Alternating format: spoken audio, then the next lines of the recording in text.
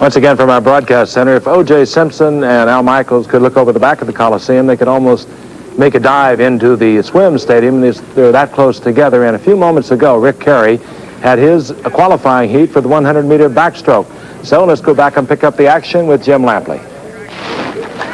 Back at the Olympic pool and ready now for the 7th and final heat of qualifying in the men's 100-meter backstroke. The world and Olympic records both held by Americans. The Olympic record set by John Neighbor 8 years ago in Montreal, and the world record belongs to the man you'll see in lane 4 of this heat, Rick Carey of the United States. Now, if you were with us on Tuesday evening, you have already seen Rick Carey win the gold medal here in the men's 200-meter backstroke. He predicted that he would break the world record, and of course you will remember his utterly joyless reaction to having won the gold medal when he failed to break his world record.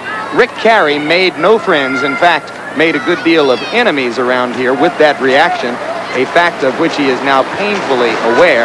And this morning's news includes a report that Carey has issued a written apology for his behavior following that race. More on that in a moment. As you look at the field, you will see the names Ricardo Aldave, 19 years old from Spain, in lane 3, and Stefan Peter, 19 years old from Heidelberg, West Germany, in lane 5.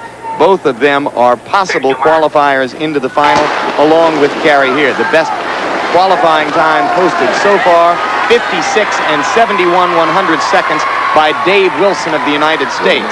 Mark Spitz? Well, Rick Carey, of course, unfortunately had a little bit of bad press, but a lot of people don't realize that he's swum for in excess of 12,000 hours and more than 26,000 miles in a career that's lasted over 10 years. And it was a private moment. Unfortunately, he was too vocal about it, but he's doing very well here, and I think that he's going to be a little more aware of what he's going to say in the future. He has a very strong stroke, and we get a little technical here. And we'll observe him.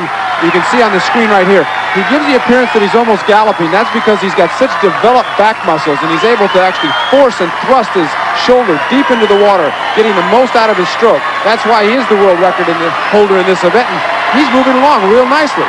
One of the surest bets in these games to win a gold medal is Carey. In this event, he touches in 55.74, qualifying nearly a second ahead of the rest of the field. Second place in the heat to Peter of West Germany in 57.90, and third place to Aldave of Spain. And neither of those two swimmers swam fast enough to qualify into the final. Let's take another look at Rick Carey's start. Off the start, he'll use a dolphin kick, which is allowable.